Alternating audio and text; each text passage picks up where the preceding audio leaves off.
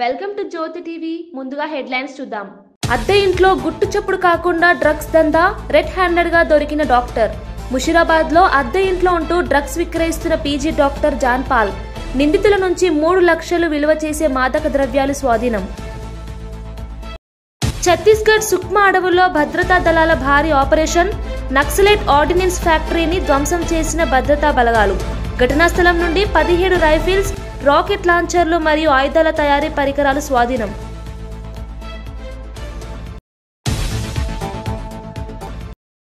ప్రధాని నరేంద్ర మోదీపై కాంగ్రెస్ అగ్రనేత రాహుల్ గాంధీ విమర్శలు. యూత్ రీల్స్ లో బిజీగా ఉండాలని మోదీ కోరుకుంటున్నారని తెలిపిన రాహుల్, బీహార్లో ప్రశ్నపత్రాల లీకేజీ ఘటనలు తరచూ జరుగుతున్నాయని ఎద్దేవా. అధికారంలోకి వస్తే మహిళలకు ఏడాదికి 30,000 రూపాయలు తేజస్వి యాదవ్ భారీ హామీ. మాయ్ బహీన్ మాన్ యోజన కింద ఆర్థిక సాయం. వచ్చే జనవరిలోనే మొత్తం డబ్బు ఒకేసారి జమ చేస్తామని హామీ. ఎన్డీఏ పథకానికి కౌంటర్గా తేజస్వి యాదవ్ ప్రకటన.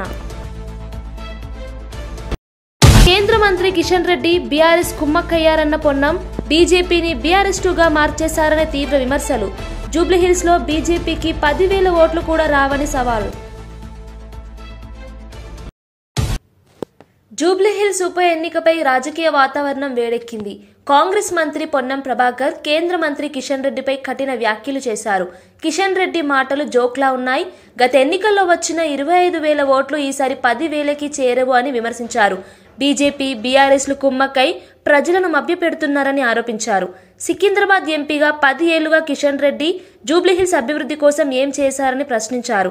తమ అభ్యర్థి విజయం కోసం కష్టపడాలని, మోసపూరిత రాజకీయాలకు లొంగవద్దని ఆయన పార్టీ శ్రేణులకు సూచించారు. జూబ్లీహిల్స్ ప్రజలు కాంగ్రెస్ కు మద్దతు ఇచ్చి అభివృద్ధికి బాటలు వేస్తారని నమ్మకం వ్యక్తం చేశారు. ద్వంద్వ రాజకీయాలకు ప్రజలు గట్టి సమాధానం చెబుతారని పొన్నం ప్రభాకర్ స్పష్టం చేశారు. అప్పుడు 25,000 ఓట్లు వచ్చినాయి. ఇప్పుడు 10,000 కంటే ఓట్లు దాటాయని నేను ఛాలెంజ్ చేస్తా ఉన్నా. మీరు నేరుగా ఇండైరెక్ట్ గా టీఆర్ఎస్ తోటి కుమ్ముక్కై తిరిగి అదే అభ్యర్థికి టికెట్ ఇచ్చి ప్రచార సరళిని మొత్తంగా దింపుడు గల్లెంలాగా భారతీయ జనతా పార్టీ వ్యవస్థనంతా టీఆర్ఎస్ హ్యాండ్ ఓవర్ చేసినారు. మీ ఎన్నికల్లో వాళ్ళ మద్దతు తీసుకున్న దానికి తిరిగి గురుభక్తిగా ఈ ఉప ఎన్నికలో టీఆర్ఎస్ కు లోపాయకారిగా మద్దతు చేస్తున్నారనేటువంటి మాట యావత్ జూబ్లీహిల్స్ నియోజకవర్గ ప్రజల చర్చ. 11 నాడు జరిగే ఎన్నికల్లో మీ అభ్యర్థికి 10,000 లోపు ఓట్లు వస్తాయి. ఛాలెంజ్ చేయదలుచుకున్నారా కిషన్ రెడ్డి గారు అని అడుగుతా ఉన్నాం. భారతీయ జనతా పార్టీ కేంద్రంలో అధికారంలో ఉన్న పార్టీ. ఈ నియోజకవర్గానికి కేంద్ర మంత్రిగా వ్యవహరిస్తున్న మీరు 10 సంవత్సరాలుగా జూబ్లీహిల్స్ నియోజకవర్గానికి ఏమి చేసినారో చెప్పగలుగుతారా అని అడుగుతా ఉన్నాం. జూబ్లీహిల్స్ గురించి కనీస శ్రద్ధ లేని, పట్టించుకొని మీరు ఈ ఉప ఎన్నికల్లో ప్రగల్భాలు పలుకుతూ గెలుస్తుందనడం అంటే ప్రజలు నవ్వుకుంటున్నారు మీ తీరు పట్ల. అందుకే వెంటనే ఇప్పటికైనా నిజాయితీగా ఎన్నికల్లో మీ అభ్యర్థిని మోసం చేయకుండా, మీ అభ్యర్థిని ఎదుటి పార్టీకి అమ్మకుండా నిజాయితీగా పనిచేయమని రాజాసింగ్ గారు చెప్తున్నట్టుగా ఆ విధంగా వ్యవహరించమని డిమాండ్ చేస్తా ఉన్నాను. ఆంధ్రప్రదేశ్ మాజీ ముఖ్యమంత్రి వైఎస్ జగన్ ప్రస్తుత ప్రభుత్వంపై ఘాటైన వ్యాఖ్యలు చేశారు. అన్నదాత సుఖీభవ పేరుతో రైతులకు సాయం చేస్తామని చెప్పి చేతులెత్తేసిందని, పెట్టుబడి సాయం కింద వాగ్దానం చేసిన 40,000 స్థానంలో కేవలం 5,000 ఇచ్చారని విమర్శించారు. వైసీపీ పాలనలో రైతులకు కష్టమొస్తే ఉచిత పంటల బీమా ద్వారా వెంటనే ఇన్సూరెన్స్ డబ్బులు అందించే వాళ్లమని గుర్తు చేశారు. కానీ ఇప్పుడు ప్రభుత్వం రైతు సమస్యల పట్ల పూర్తిగా నిర్లక్ష్యం చూపుతోందని అన్నారు. రైతుల పట్ల ఇంత నిర్లక్ష్య ధోరణి అనేది ఎప్పుడూ చూడలేదని, కొత్త పాలనలో పంటల భద్రతకు హామీ లేదని జగన్ పేర్కొన్నారు. ఇచ్చింది ఎంత అని చూస్తే అరకొరగా 5,000 ఇచ్చారు. అంటే పూర్తిగా రైతును వెన్ను విడిచారు. 40,000 ఇవ్వాల్సిన చోట 5,000 ఇచ్చారు పెట్టుబడి సహాయం కింద. 2 ఏళ్ళకి కలిపి 20,000. ఇన్పుట్ సబ్సిడీ రూపాయి రాల. ఇన్ని కలామిటీస్ జరిగిన, ఇన్ని ఇబ్బందులు పడినా చివరికి ఉచిత పంటల బీమా ద్వారా రైతులకు ఉచితంగా ఇన్సూరెన్స్ అనేది వైఎస్ఆర్సీపీ ప్రభుత్వ హయాంలో ఏ రైతు ఇబ్బంది పడుకోకుండా, ఏ రైతుకు ఏ కష్టం వచ్చినా కూడా వెంటనే ఆ రైతుకు ఉచిత పంటల బీమా ద్వారా ఇన్సూరెన్స్ సొమ్ము వచ్చింది. అలాంటిది దాదాపుగా చెప్తా ఉన్నారు కథలు. 3.5 ఎకరాలు ఉంటే దాదాపుగా 70,000, 66,000 ఇన్సూరెన్స్ డబ్బులు గతంలో అందుకున్న పరిస్థితులు చెప్పుకుంటా ఉన్నారు, రైతులు గుర్తు చేసుకుంటా ఉన్నారు. అది కూడా ఈ పొద్దు రైతులకు రాకుండా పోయింది. 2016లో మంజూరైన బీజాపూర్ జాతీయ రహదారి ప్రాజెక్టుపై బీఆర్ఎస్ ప్రభుత్వం నిర్లక్ష్యం చూపిందని బీజేపీ ఎంపీ కొండా విశ్వేశ్వరరెడ్డి తీవ్రంగా విమర్శించారు. 5 ఏళ్లుగా భూసేకరణ ప్రక్రియను పూర్తి చేయకపోవడం వల్ల ప్రాజెక్టు నిలిచిపోయిందని ఆయన అన్నారు. ప్రజల అభివృద్ధి కన్నా రియల్ ఎస్టేట్ లాభాలకే ప్రాధాన్యత ఇచ్చారని ఆరోపించారు. రోడ్ల విస్తరణ వల్ల రైతులకు నష్టం పరిహారం ఇవ్వడానికి ప్రభుత్వం ముందుకు రాలేదన్నారు.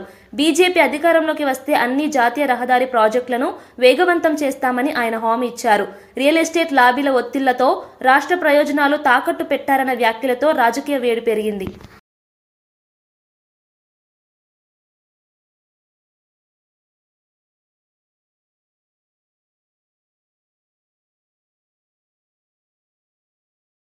నిన్నైన ఘటన నిజంగానే ఘోరంగా ఉన్నది.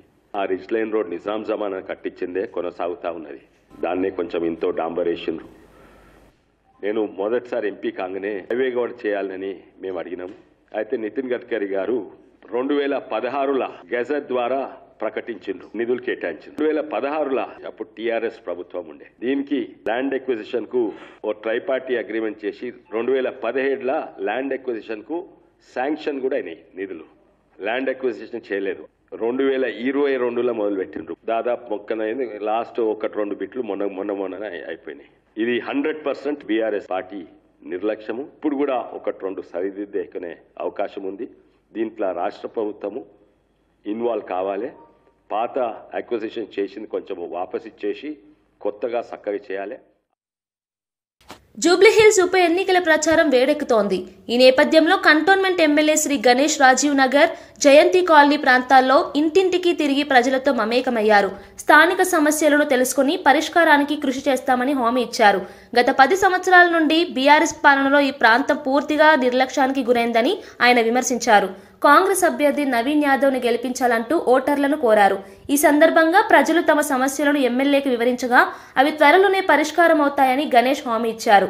ప్రచారంలో మాజీ వైస్ ప్రెసిడెంట్ జంపన ప్రతాప్, మురళీ ముదిరాజ్, ముప్పిడి మధుకర్ తదితర కాంగ్రెస్ నాయకులు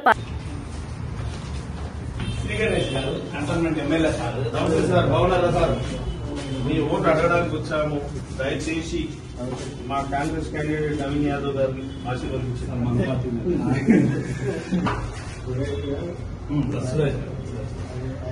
అదే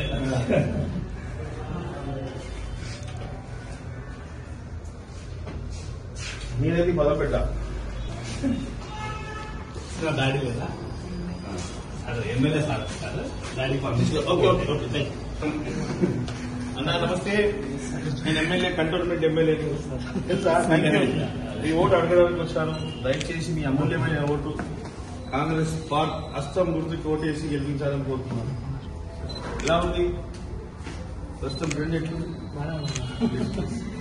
మన గవర్నమెంట్ ఉంది చెప్పండి అందరికి. వాళ్ళకి నేను అది రోజు ముందు వచ్చిన ఆర్డర్. అమ్మా నమస్తే. నేను కాంగ్రెస్ పార్టీ నుంచి వచ్చాను. దయచేసి కాంగ్రెస్ స్వామి రిజిస్టర్ చేశారు. ఆల్రెడీ టైం అయింది. ముందే రిజిస్టర్ చేశారు.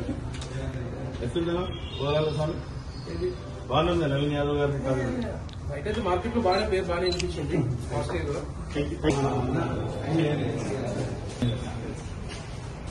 దయచేసి కాంగ్రెస్ కోట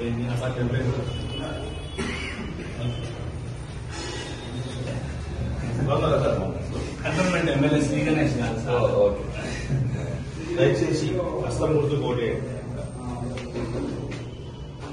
ప్లీజ్ మనలో కూడా చెప్పండి.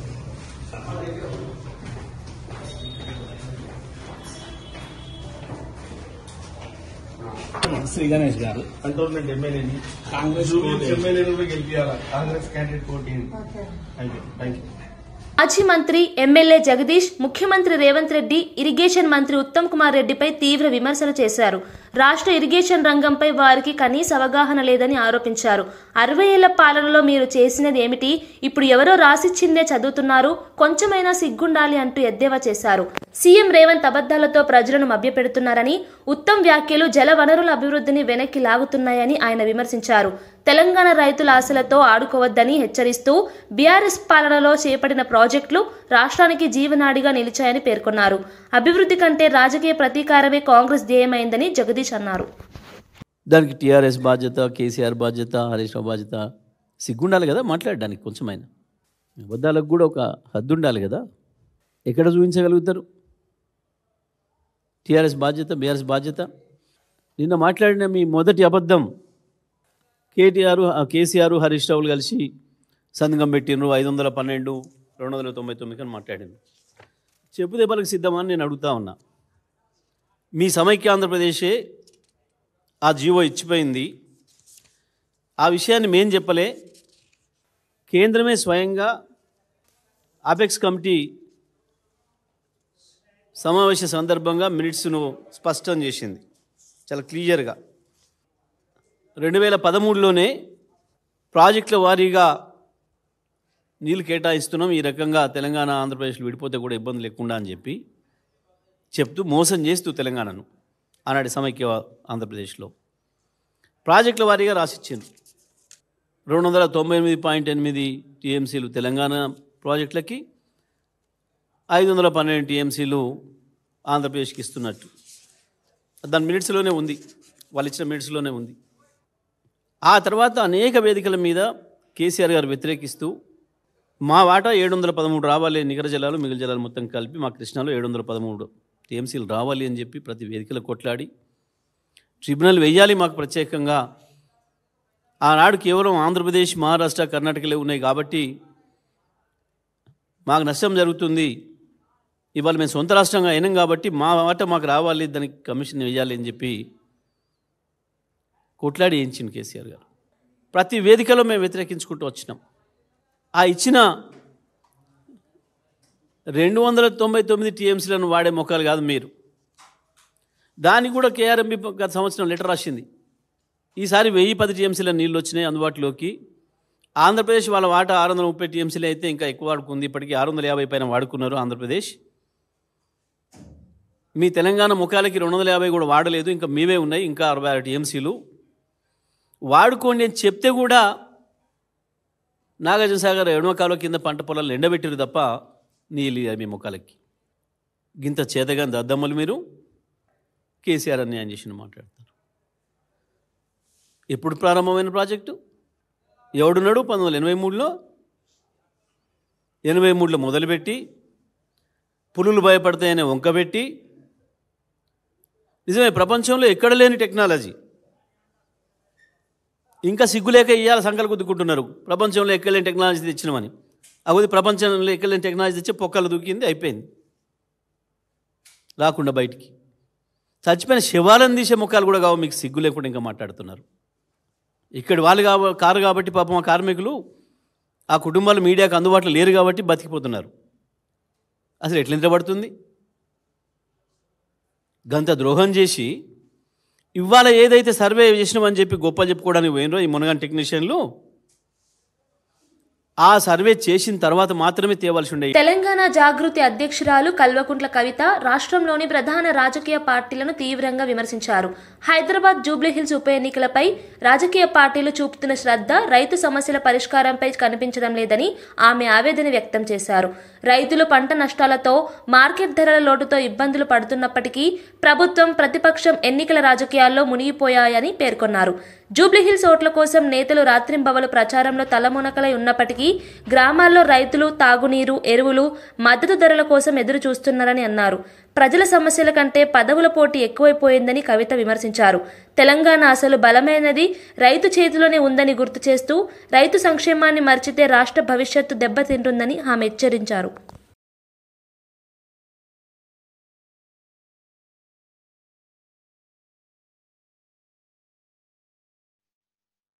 చదువులు సెమిస్టర్ మీద ఎఫెక్ట్ పడకుండా చూడాలని కూడా ప్రైవేట్ కళాశాలల వాళ్ళని నేను కోరుతా ఉన్నాను.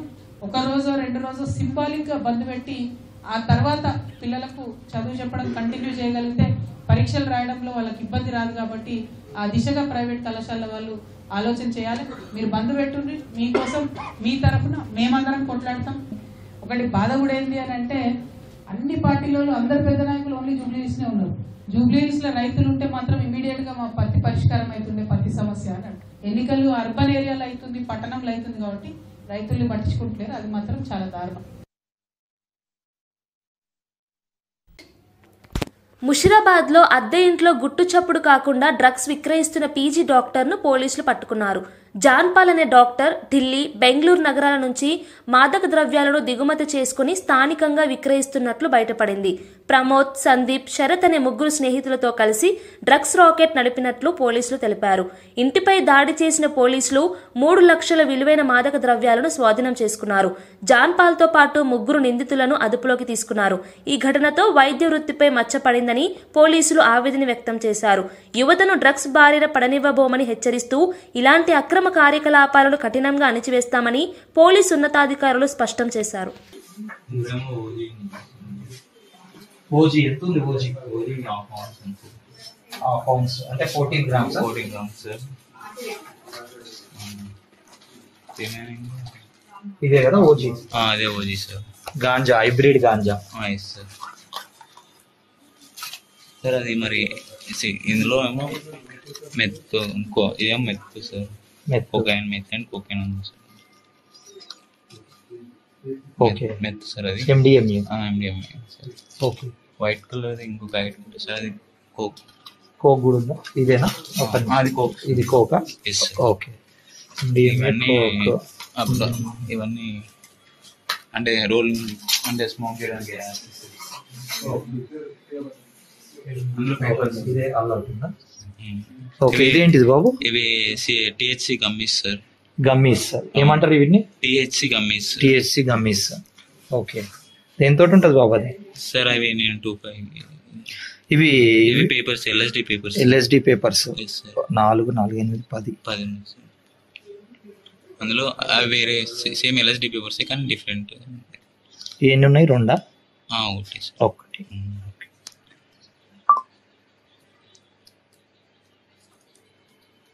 ఎక్కడివి బాబు ఇవన్నీ మరి నీకు?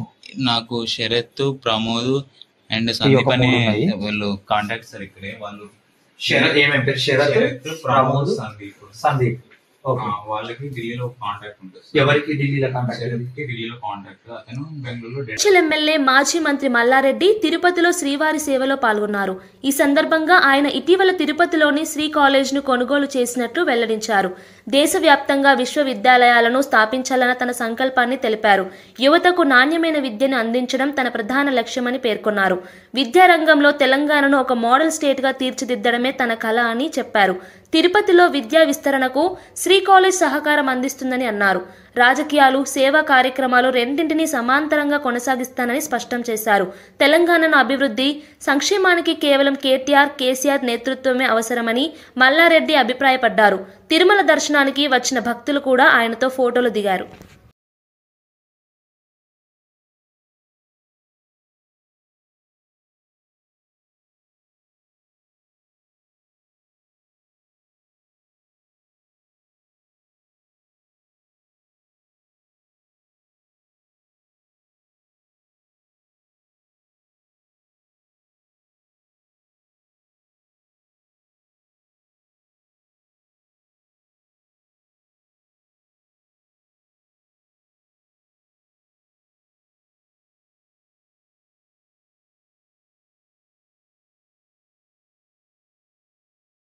నేను ఈ 2 నెలల్లో 3 సార్లు వచ్చిన. ఫస్ట్ మొక్కిపోయినా నేను భారతదేశం అంతా యూనివర్సిటీలు పెట్టాలని. వైజాగ్లో తీసుకున్నాం. నిన్ననే తిరుపతిలో వీళ్ళది శ్రీ కాలేజ్ అని పర్చేజ్ చేసిన. ఆ దేవుని దయతోటి అక్కడ కూడా యూనివర్సిటీ పెట్టాలని దేవుని మొక్కిన. ఆ భగవంతుడే వెంకటేశ్వర స్వామి శ్రీ కాలేజ్ అనేది మాకు ఇప్పించాడు. ఇప్పుడు అక్కడ కాలేజ్ కూడా ప్రారంభించబోతుంది. రిజిస్ట్రేషన్ అయిపోయింది శ్రీ కాలేజ్. అందుకే ఆ దేవునితోటి మా కమ్యూనిటీలు కూడా వీళ్ళిద్దరు తిరుపతి వాళ్ళు వాళ్ళని కూడా తీసుకొని దర్శనం చేయించారు. అదే మాదిరిగా ఇండియా లెవెల్లో కూడా యూనివర్సిటీలు పెట్టాలని, దానికి తోడు తెలంగాణలో మళ్ళీ మా సీఎం కేసీఆర్ రావాలి. ఛత్తీస్గఢ్ రాష్ట్రంలోని సుక్మా అడవుల్లో భద్రతా దళాలు మావోయిస్టులపై భారీ ఆపరేషన్ చేపట్టాయి. ఈ దాడిలో నక్సలైట్ ఆర్డినెన్స్ ఫ్యాక్టరీని పూర్తిగా ధ్వంసం చేయడంలో విజయాన్ని సాధించాయి.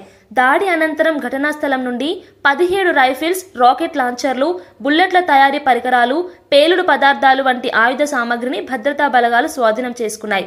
డీఆర్జీ బృందం అత్యంత వ్యూహాత్మకంగా ఈ ఆపరేషన్ నిర్వహించినట్లు జిల్లా ఎస్పీ కిరణ్ చవాన్ వెల్లడించారు. ఈ దాడి మావోయిస్టుల నెట్వర్క్ కి పెద్ద దెబ్బగా మారిందని చెప్పారు. సుక్మా అడవుల్లో ఆయుధాల మరమ్మత్తు, తయారీకి ఉపయోగిస్తున్న రహస్య స్థావరం ఇప్పుడు పూర్తిగా శిథిలావస్థకు చేరిందని తెలిపారు. భద్రతా బలగాల చురుకైన చర్యతో మావోయిస్టుల దుశ్చర్యలకు కొంతవరకు అడ్డుకట్ట పడిందని అధికారులు పేర్కొన్నారు. इस प्रकार के डंप काफी ज्यादा मात्रा में एनकाउंटर, अरेस्ट, सरेंडर हो रहे हैं। नक्सलियों को मैं यही अपील करना चाहूंगा कि जल्द से जल्द सरेंडर कर दें और पूरे इलाके में शांति प्रस्थापित की जाए। माओवादियों की कौन सी कमेटी वहां पर सक्रिय रही है? माओवादियों की पीएलजे बटालियन नंबर 1 उस एरिया में सक्रिय रही है और ये जो पूरा डंप मिला है पीएलजे बटालियन 1 नंबर का ही डंप है। सर मुठभेड़ हुई या कोई बड़ा लीडर वहां होने की मदद की? नहीं, वहाँ मतलब हमने ऑपरेशन लॉन्च किया था। ऑपरेशन के दौरान, सर्चिंग के दौरान ये डंप वहाँ मिला है। सर आने वाले समय में ऑपरेशन और तेज होंगे? हाँ, हम लगातार ऑपरेशन जारी है। सुकमा बीजापुर का जो सीमावर्ती क्षेत्र है, गोगुंडा क्षेत्र है, कोंटा और किसाराम एरिया में लगातार ऑपरेशन डीआरजी और सीआरपीएफ द्वारा जिला सुकमा में चलाए जा रहे हैं। बड़े माओवादियों को सरेंडर की सूचना बीच में आ रही थी सर, खबरें पता चल रही थी, ऐसा कुछ पता चला? कुछ संपर्क में है सर बड़े माओवादी सरेंडर की प्रक्रिया निरंतर चल रही है। अलग अलग मात्रा में सभी जिलों में सरेंडर के लिए नक्सली संपर्क कर रहे हैं। मैं सभी नक्सलियों से ये अपील करता हूं कि जल्द से जल्द सरेंडर करें और एरिया में शांति प्रस्थापित करें। జూబ్లీహిల్స్ ఉప ఎన్నికలో కాంగ్రెస్ పార్టీ అభ్యర్థి నవీన్ యాదవ్ కు మద్దతుగా మంత్రి పొన్నం ప్రభాకర్, ఏఐసీసీ ఇన్ఛార్జ్ మీనాక్షి నటరాజన్ ప్రచారం నిర్వహించారు. ఈ సందర్భంగా మంత్రి మాట్లాడుతూ నవీన్ యాదవ్ విద్యావంతుడు, ప్రజల సమస్యలను దగ్గరగా అర్థం చేసుకునే నాయకుడు అని ప్రశంసించారు. జూబ్లీహిల్స్ అభివృద్ధికి ఆయన కృషి చేస్తారని, పాత సమస్యలను పరిష్కరించి ప్రాంతాన్ని ఆధునికంగా తీర్చిదిద్దుతారని నమ్మకమన్నారు.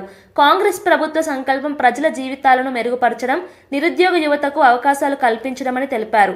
బీఆర్ఎస్, బీజేపీ పార్టీల మధ్య గుట్టుచప్పుడు కాకుండా ఒప్పందాలు జరుగుతున్నాయని విమర్శించారు. ప్రజలు ఈసారి వివేకంగా ఆలోచించి అభివృద్ధి దిశగా ఓటు వేయాలని పిలుపునిచ్చారు.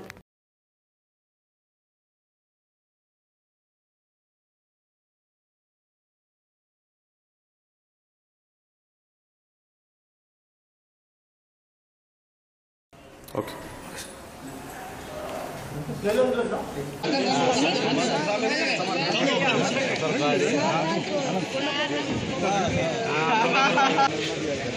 दुआ चाहिए आपका प्रसिद्ध नौजवान लगने वाला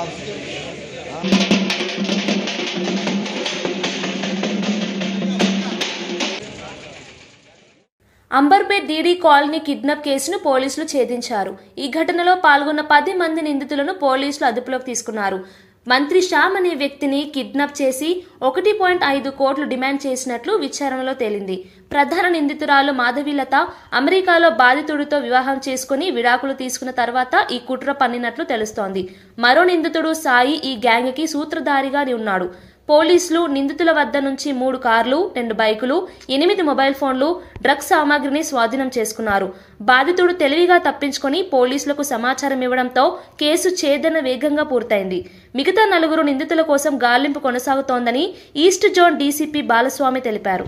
ఆ రోజు అర్ధరాత్రే మనము కిడ్నాప్ చేసినటువంటి మొదటి కారుని చర్లపల్లి సమీపంలో ఒక అటవీ ప్రాంతంలో దాన్ని కనుగొనడం జరిగింది.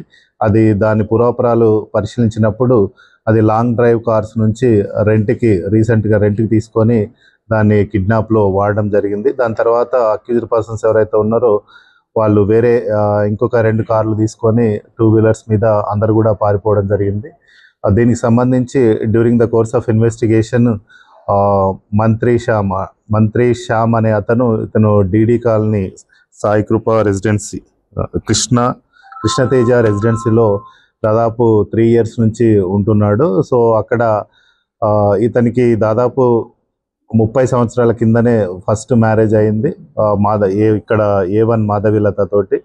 ఈమె యుఎస్లో దాదాపు 10 ఇయర్స్ ఉన్న తర్వాత 2005లో హైదరాబాద్ రావడం జరిగింది. హైదరాబాద్ వచ్చిన తర్వాత మా యుఎస్లోనే ఫస్ట్ డైవర్స్ అయింది. బట్ తర్వాత మళ్ళీ హైదరాబాద్ వచ్చి దాదాపు 22 వరకు కూడా ఇద్దరు కలిసి ఉండడం జరిగింది. సో ఈ A1కి సంబంధించి ఈమె పేరు మాధవీలత. ఈమె వీళ్ళ హస్బెండ్కి లాస్ట్ 3 years నుంచి దూరంగా ఉంటుంది. ఇతను దూరంగా ఉన్నప్పుడు ఇంకొక ఆమెను పెళ్లి చేసుకోవడం జరిగింది. ఆమె పేరు ఫాతిమా. సో ఇతని పేరు కూడా మంత్రి శ్యామ్ నుంచి అలీ అని పేరు మార్చుకొని ఆ మ్యారేజ్ కూడా చేసుకున్నాడు. సో దీంతో ఆమె ఇతని పైన కక్ష కట్టి, అంటే మా పిల్లల్ని తర్వాత మమ్మల్ని ఎవరు చూసుకుంటలేరు అనే ఉద్దేశంతో ఇతనికి తగిన శాస్తి చేయాలనే ఉద్దేశంతో ఈ కిడ్నాప్ ప్లాన్ అనేది చేయడం జరిగింది. సో అందులో ఫస్ట్ దీనికంటే ఫ్యామిలీ ఇష్యూస్ కంటే ముందు ఈ విక్టిమ్ ఎవరైతే ఉన్నారో మంత్రి శ్యామ్ అనే అతను రీసెంట్గా ఒక 2 months బ్యాక్ ఇతనికి సంబంధించిన అంటే ఇతని పూర్వీకుల నుంచి అంటే ఫాదర్ నుంచి వచ్చినటువంటి బంజరాయిల్స్లో ఉన్న ఒక షాపింగ్ కాంప్లెక్స్ని దాదాపు 20 నుంచి 22 కోట్లకు అమ్మడం జరిగింది. దానికి సంబంధించి కొన్ని డెట్స్ ఉంటే అవి అతను కంప్లీట్ చేశాడు. సో రిమైనింగ్ అమౌంట్ ఏదైతే ఉందో దాన్ని హ్యాచ్ చేయాలనే ప్లాన్ తోటి ఈమె A1 మాధవీలత ఈమెకు వీళ్ళ ఇద్దరి దగ్గర వీళ్ళు బిజినెస్ బీహార్లో ఎన్నికల ప్రచారంలో పాల్గొన్న కాంగ్రెస్ అగ్రనేత రాహుల్ గాంధీ ప్రధాని నరేంద్ర మోదీపై ఘాటు విమర్శలు చేశారు. యువతను రీల్స్ తీసేలా ప్రోత్సహించి నిజమైన సమస్యల నుండి దృష్టి మళ్లిస్తున్నారని ఆయన ఎద్దేవా చేశారు. బీహార్లో తరచూ జరుగుతున్న ప్రశ్నపత్రాల లీకేజీ ఘటనలపై మోదీ మౌనం ఆందోళన కలిగిస్తోందని అన్నారు. ప్రజల సమస్యల కంటే ప్రచార రాజకీయాలపై ప్రధాని దృష్టి ఎక్కువగా ఉందని విమర్శించారు. రైతు సంక్షేమం, నిరుద్యోగం, విద్యారంగం వంటి ప్రధాన అంశాలపై కేంద్ర మంత్రి మండలి మౌనం ఎందుకు వహిస్తోందని ఆయన ప్రశ్నించారు. బీహార్ యువత భవిష్యత్తును కాపాడాలంటే ప్రజల అవగాహనతో ఓటు వేయాలని రాహుల్ గాంధీ పిలుపునిచ్చారు. भैया रील बनाने से आपके जेब में पैसा आता है क्या? रील बनाने से आपके मेज पर भोजन आता है क्या? नहीं। नरेंद्र मोदी ने आपको यह नहीं बताया कि जब आप रील बनाते हो और अपने दोस्त को बेचते हो तो फायदा अंबानी को होता है, फायदा अदानी को होता है। नरेंद्र मोदी ने आपको यह नहीं बताया कि बिहार में किसानों से छीनकर 1 रुपए में अदानी को जमीन दी गई है। 1 रुपए प्रति एकड़ में अदानी को जमीन दी गई है। यह नरेंद्र मोदी ने आपको नहीं बताया। अमित शाह ने आपसे कहा, चुनाव में उसने कहा कि बिहार में उद्योग लगाने के लिए जमीन नहीं है, उद्योग लगाने के लिए जमीन नहीं है, मगर अदानी जी को फ्री गिफ्ट देने के लिए बहुत जमीन है। Hyderabad market committee vice chairman Kotla Srinivas BRS working president KTR పై తీవ్రమైన వ్యాఖ్యలు చేశారు. హైడ్రా ప్రాజెక్టు వల్ల జరుగుతున్న అభివృద్ధిని దాచిపెట్టే ప్రయత్నం కేటీఆర్ చేస్తున్నారని ఆయన ఆరోపించారు. ప్రజలకు మేలు చేసే పనులను కూడా రాజకీయ లాభాల కోసం వక్రీకరిస్తున్నారని మండిపడ్డారు. నగర అభివృద్ధి, రోడ్ల విస్తరణ, హైడ్రా ఇన్ఫ్రాస్ట్రక్చర్ ద్వారా వేలాది మంది లబ్ధి పొందుతున్నారని చెప్పారు. ఇలాంటి ప్రాజెక్టులను అడ్డుకోవడం ప్రజల ప్రయోజనాలకు వ్యతిరేకమని పేర్కొన్నారు. కేటీఆర్ వంటి నేతలు రాష్ట్ర అభివృద్ధికి అడ్డు తగలకూడదని హితవు పలికారు. ప్రజలు ఇప్పుడు అవగాహనతో ఉన్నారని, వాస్తవాన్ని గుర్తించి అభివృద్ధికి తోడ్పడతారని కోట్ల శ్రీనివాస్ అన్నారు. ప్రాంతాలను లాక్కొని కబ్జా చేసిర్రో వాటి కోసమే హైడ్రాని ఏర్పాటు చేయడం జరిగింది. గౌరవ ముఖ్యమంత్రి రేవంత్ రెడ్డి గారు ఈ హైదరాబాద్ నగరాన్ని మినీ ఇండియాగా తయారు చేయాలని, ఈ హైదరాబాద్ నగరాన్ని అన్ని దేశంలోని నగరాల సరసన ఉంచాలని, భూ కబ్జాదారుల నుండి ప్రభుత్వ భూములను, అదే విధంగా చెరువులను, అదే విధంగా నది పరివాహక ప్రాంతాలన్నింటినీ కూడా పరిరక్షించాలని ఒక బీహార్లో రాబోయే అసెంబ్లీ ఎన్నికల నేపథ్యంతో ఆర్జేడీ నేత తేజస్వి యాదవ్ కీలక హామీ ఇచ్చారు. రాష్ట్రంలో తమ పార్టీ అధికారంలోకి వస్తే మహిళల సంక్షేమం కోసం ఏడాదికి 30,000 రూపాయల ఆర్థిక సాయం అందిస్తామని ప్రకటించారు. మహిళల ఆర్థిక స్వావలంబన బీహార్ అభివృద్ధికి మూల స్తంభమని ఆయన పేర్కొన్నారు. పేద కుటుంబాల మహిళలకు ఈ పథకం ద్వారా జీవన ప్రమాణాలు మెరుగవుతాయని తేజస్వి తెలిపారు. బీహార్లో నిరుద్యోగం, మహిళల భద్రత వంటి సమస్యలను ప్రాధాన్యతగా తీసుకుంటామని, కొత్త పాలనలో సమాన హక్కులు కల్పిస్తామని వాగ్దానం చేశారు. ఈ హామీతో రాష్ట్ర రాజకీయ వాతావరణం ఒక్కసారిగా వేడెక్కింది.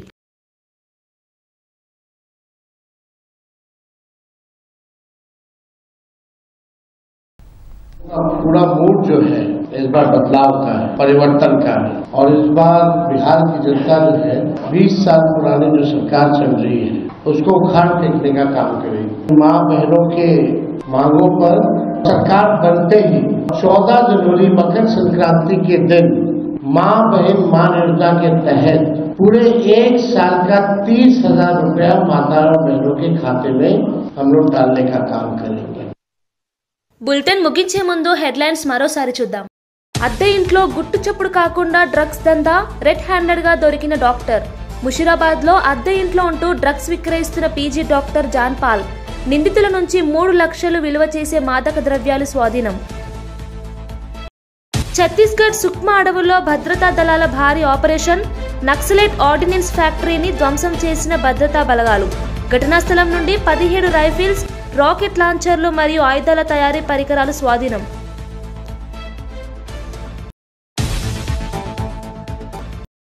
ప్రధాని నరేంద్ర మోదీపై కాంగ్రెస్ అగ్రనేత రాహుల్ గాంధీ విమర్శలు.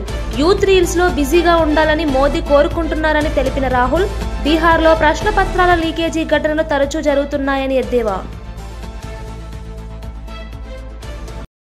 అధికారంలోకి వస్తే మహిళలకు ఏడాదికి 30,000 రూపాయలు తేజస్వి యాదవ్ భారీ హామీ.